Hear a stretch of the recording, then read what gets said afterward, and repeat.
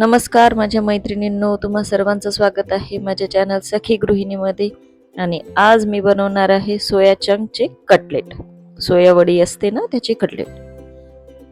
तर त्यासाठी लागणार आहे, हे मी एक पॅकेट सोयाबीनच्या वड्या भिजत ठेवल्या होत्या, 2 उकडलेले बटाटे,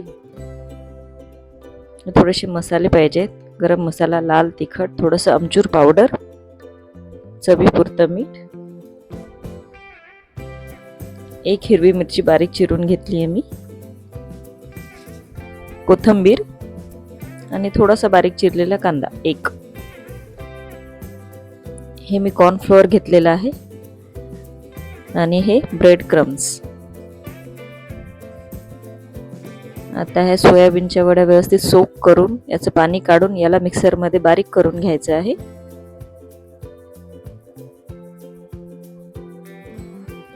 बारीक करून याच्यामध्ये हे बटाटे कुस्करून टाकायचे आहेत.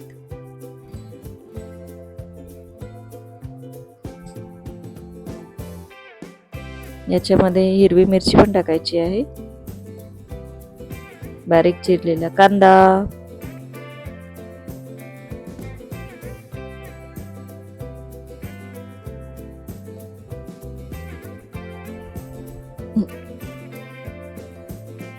आता याच्यामध्ये लाल तिखट, आमचूर पावडर,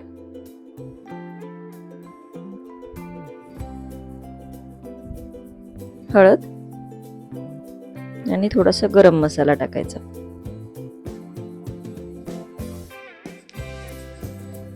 आता याबरोबरच याच्यामध्ये थोडंसं चवीपुरतं मीठ, चिरलेली कोथिंबीर,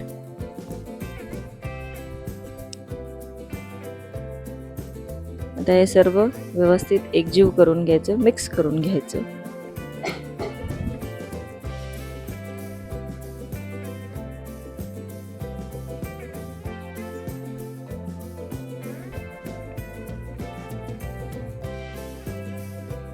हे व्यवस्थित एकजीव झालेलं आहे.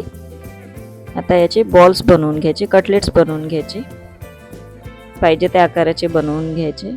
थोडेसे असे लंबे सुद्धा बनवू शकतो, पण मी गोल आकाराचेच ठेवलेले आहेत.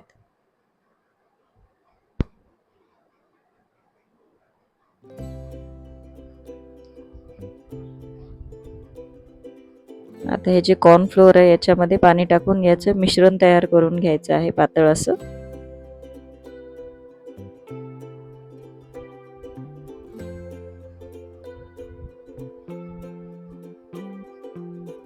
ते बॉल्स हे कॉर्नफ्लोअर मध्ये टाकायचे आहेत या मिश्रणामध्ये, आणि याला या ब्रेड क्रम्स मध्ये व्यवस्थित डिप करून सर्व बाजूने व्यवस्थित लागलं पाहिजे असं याला व्यवस्थित डिप करून फ्राय करून घ्यायचं आहे. अशाच प्रकारे सर्व हे बॉल्स आपल्याला म्हणजे कटलेट्स कोटिंग करून व्यवस्थित फ्राय करून घ्यायचे आहेत.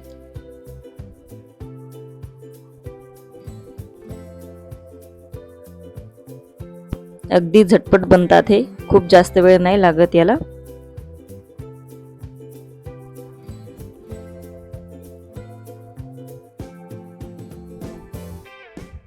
आता याला डीप फ्राय करून घ्यायचं आहे. सर्व बाजूनी छान व्यवस्थित क्रिस्पी असं भाजून घ्यायचं आहे, तळून घ्यायचं आहे.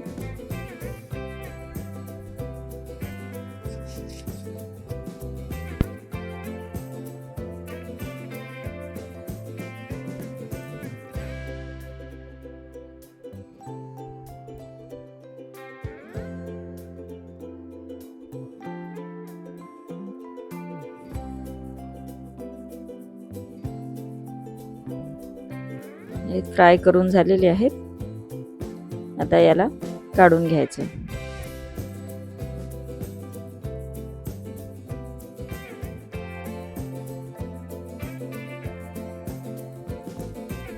अशाच प्रकारे बाकीचे कटलेट्स तळून घ्यायचे आणि गरम गरम सर्व करायचे. बाहेरून क्रिस्पी आणि आतमधून एकदम सॉफ्ट असे कटलेट्स तयार आहेत.